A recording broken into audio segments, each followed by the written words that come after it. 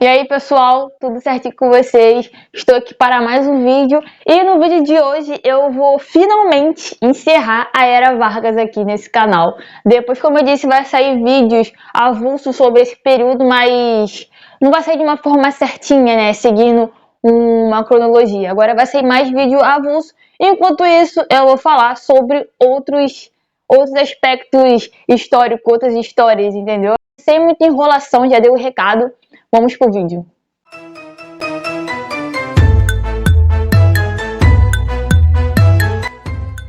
Assim, depois que Getúlio Vargas, né, ali no Estado Novo, ele foi retirado do poder, né, ele foi deposto pelos militares.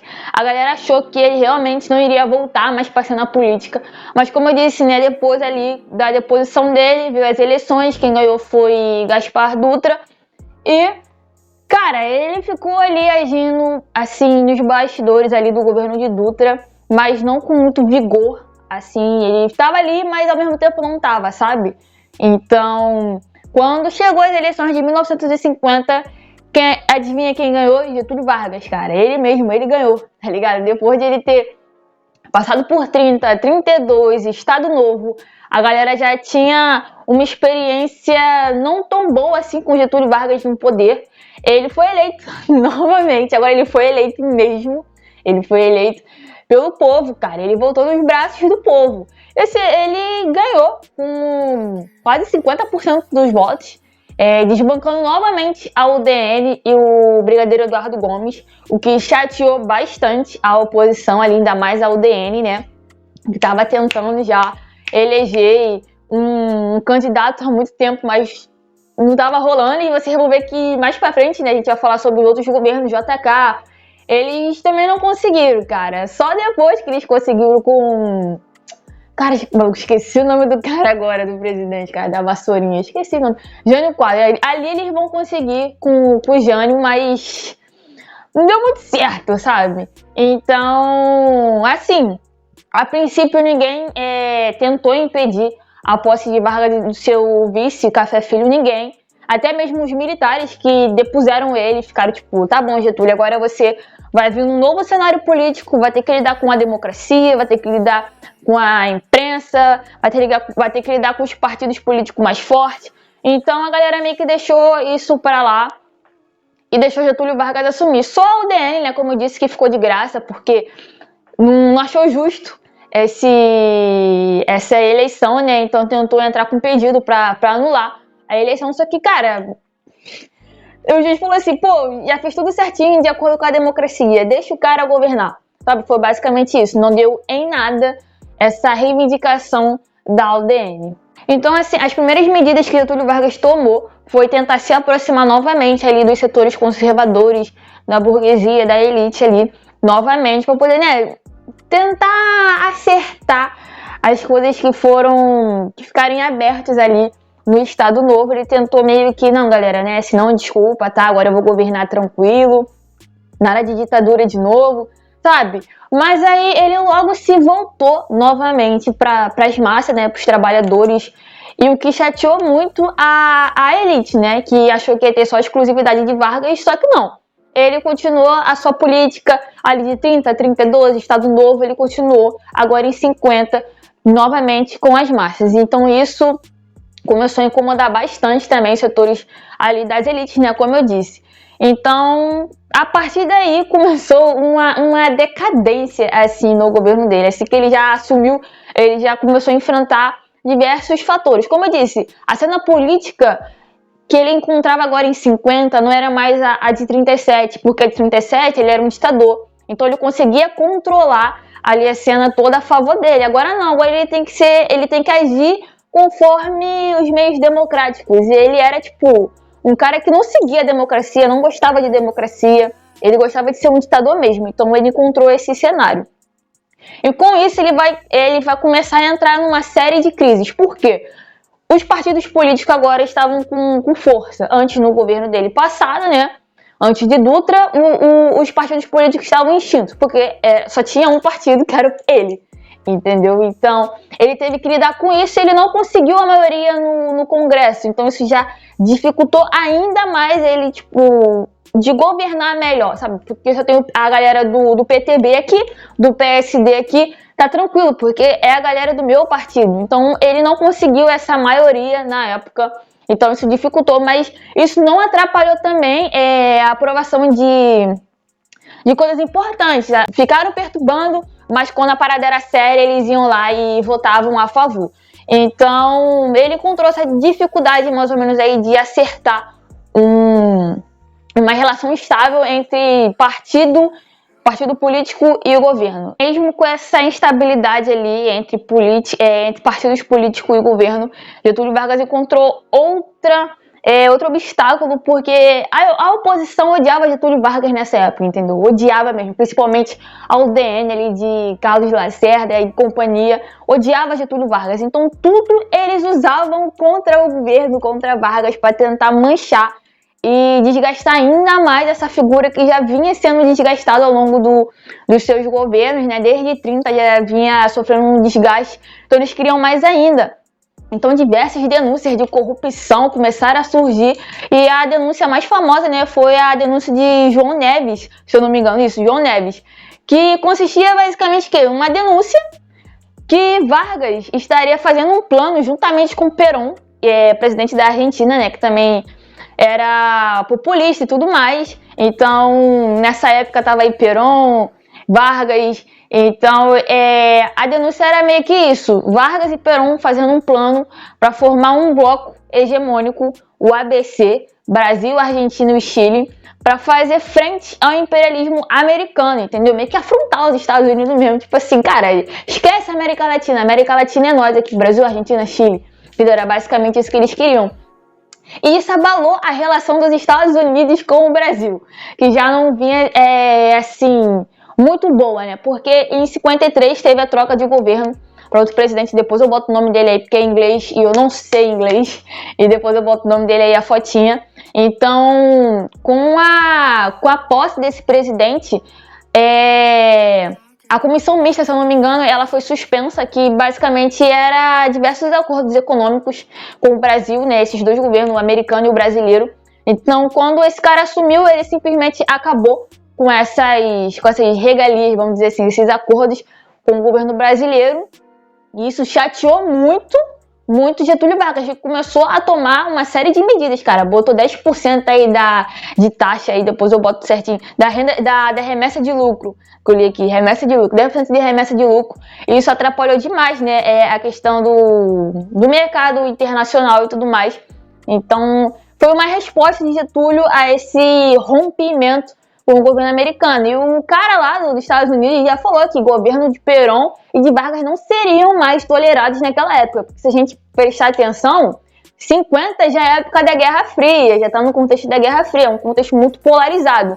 Ou você é daqui, dos Estados Unidos, do mundo livre, ou você é daqui, cara, da União Soviética, tá ligado?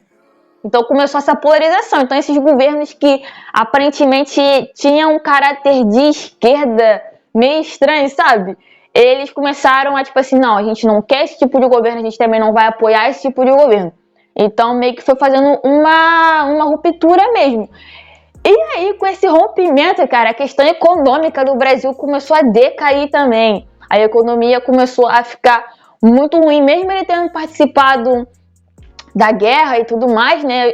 Todo mundo entende que, pô, a galera que venceu a guerra vai sair com dinheirinho. Cara, até saiu, só que as moedas não tinham como converter, tá ligado? Então, tipo, o Brasil tinha moeda estrangeira, mas não era conversível, era algum negócio assim.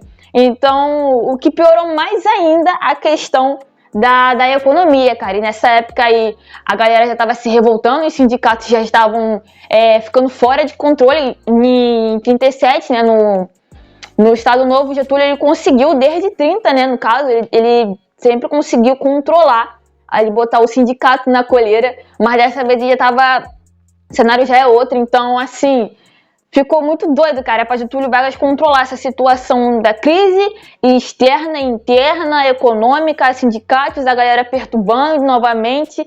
Então ficou uma cena política muito complicada, sabe? E para tentar amenizar pelo menos essa parte do sindicalismo, né, ele nomeou para a pasta, né, de ministro do Trabalho João Goulart. E futuramente a gente sabe, né, com a renúncia ali do Jânio, ele vira presidente e a gente já sabe o que vem depois dele, né, a ditadura militar. Também estava ali no contexto da Guerra Fria ainda, então isso ajudou ainda mais essa questão do golpe.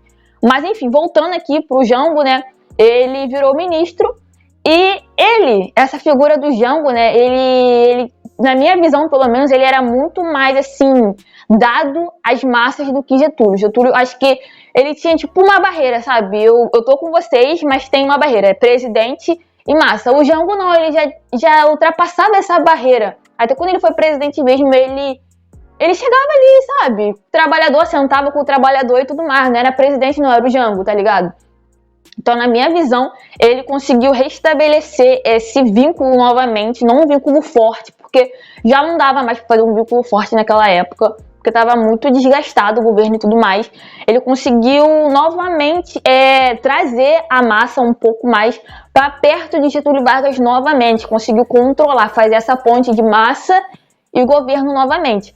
Só que aí, cara, ele foi demitido. Por quê? Ele apresentou uma proposta de aumento do salário mínimo em 100%. Quando o Getúlio Vargas, recebeu essa proposta, ele ficou tipo assim, mano, você tá maluco? Você quer mesmo que eu aumente 100% do salário? Só que pra época, aí depois ele explicou que era necessário, ele fez toda uma cartinha lá, pro Getúlio Vargas, quando ele foi afastado do cargo, ele foi lá, explicou tudo certinho, o porquê o aumento deveria ser feito e tudo mais.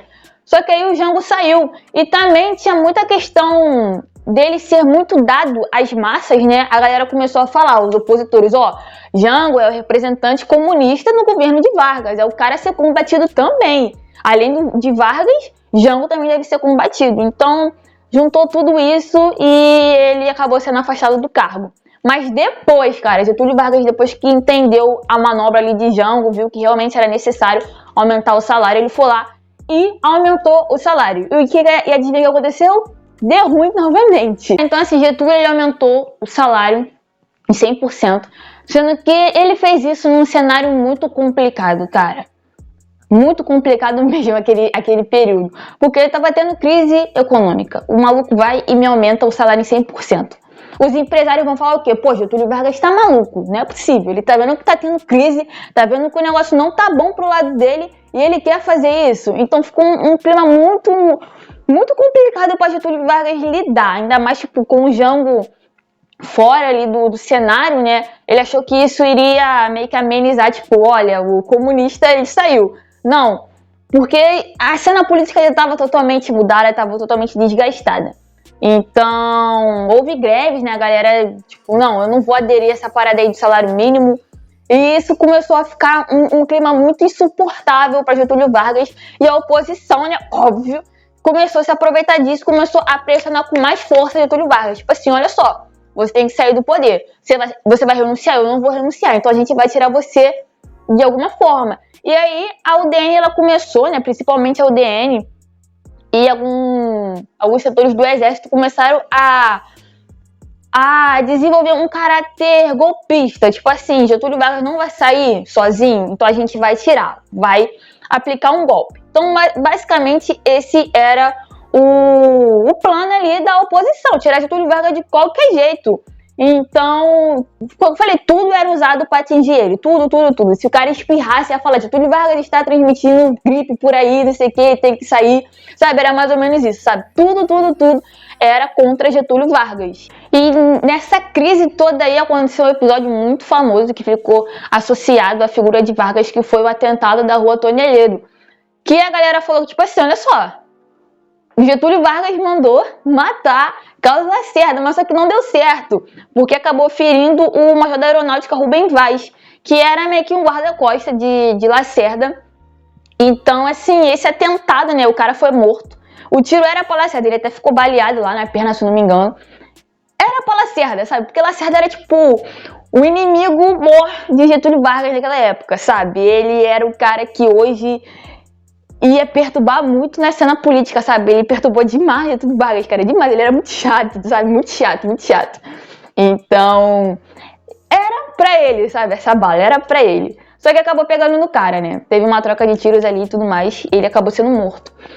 Então esse atentado acabou sendo associado à figura de Vargas, por quê? Porque o cara lá que matou, né, o major, ele era chefe da guarda pessoal de Getúlio Vargas. Então, tipo assim, Getúlio, você mandou matar os outros, né? Só que depois foram descobrir que não, Getúlio Vargas meio que tava a par disso aí, sabe? Eu não mandei matar ninguém, só que foi associado.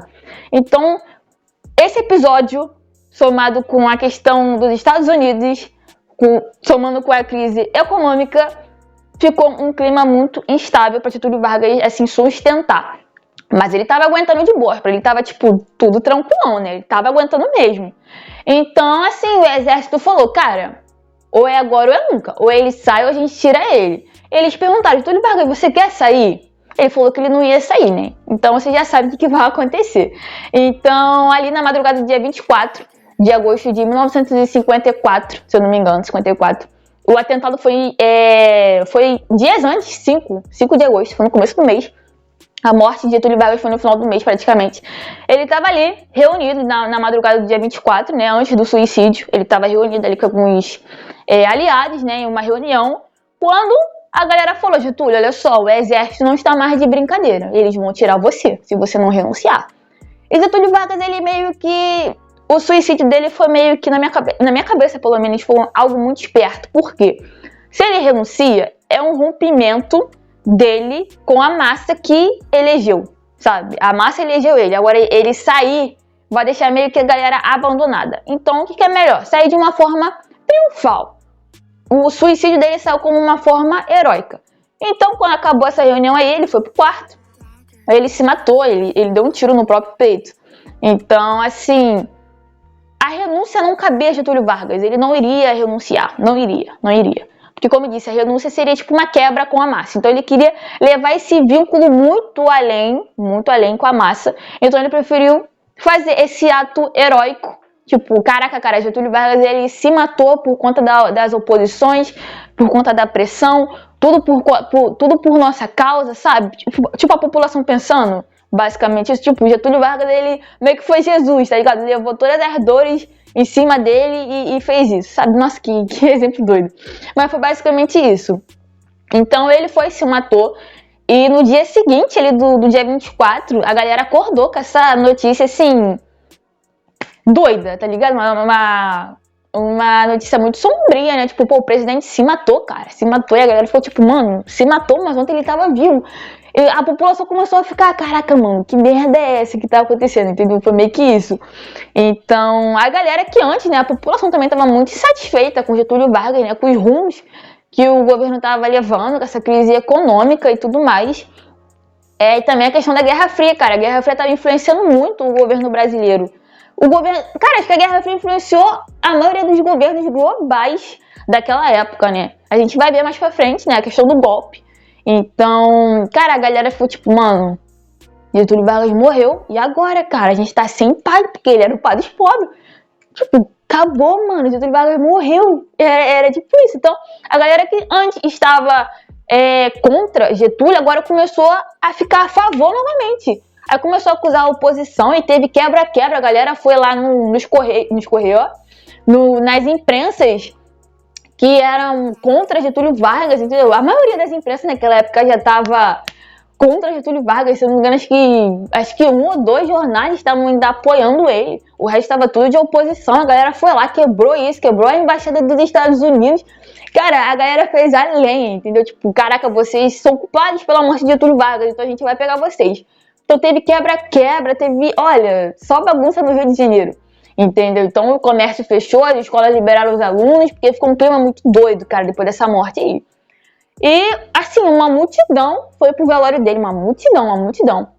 E essa multidão, ela seguiu, né, no cortejo até o aeroporto Santos Dumont, onde ele iria ser embarcado, né, o corpo seria embarcado para poder ser sepultado no Rio Grande do Sul, em São Borja, ali na cidade dele.